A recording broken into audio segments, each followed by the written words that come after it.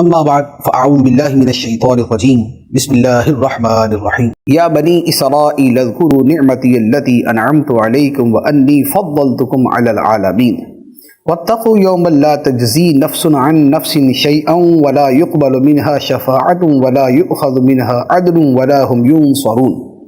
اے یعقوب کی اولاد، یاد کرو میرا وہ احسان جو میں نے تم پر کیا، اور یاد کرو یہ کہ میں نے تمہیں اس سارے زمانے پر فضیلت عطا فرمائی، اور اس دن سے ڈرو جس دن کوئی جان کسی دوسرے کی طرف سے بدلہ نہ دے گی، اور نہ کوئی سفارش مانی جائے گی، اور نہ اس سے کوئی معاوضہ لیا جائے گا، اور نہ ان کی مدد کی جائے گی۔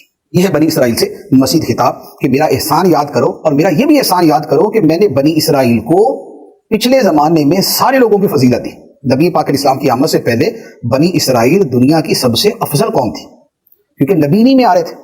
پھر جب ہمارے آقا صلی اللہ علیہ وسلم تشریف لے آئے تو پھر یہ کنتم خیر امت، پھر جو ہم امت مسلمہ ہیں، امت محمدیہ ہیں، ہم سب سے افضل ہو گئے۔ تو فرمایا کہ اے بنی اسرائیل تم یاد کرو کہ میں نے تمہیں تمہارے پچھلے سارے زمانوں میں فضیلت عطا کی، سارے جہان پہ فضیلت عطا کی تھی۔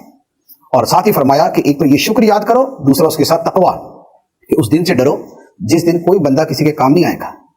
کوئی کسی کے کام نہیں آئے گا سے مراد یہ ہے کہ کافر کو نہ تو شفاعت ملے گی، نہ مدد ملے گی، نہ تائید ملے گی، نہ کوئی معاوضہ دیا جائے گا۔ مسلمانوں کی جو شفاعت ہونی ہے وہ تو قرآن پاک کے اندر ہی موجود ہے کہ اللہ تعالیٰ جسے اجازت دے گا وہ سفارش کرے گا، شفاعت کرے گا۔ ہمارے نبی علیہ الصلوۃ والسلام شفاعت کریں گے، سارے نبی شفاعت کریں گے، علماء شفاعت کریں گے، حاجی شفاعت کریں گے، شہید کریں گے، حافظ کریں گے، اولیاء کریں گے۔ تو یہ تو کثیر احادیث ہیں، آیتیں ہیں اس بارے میں۔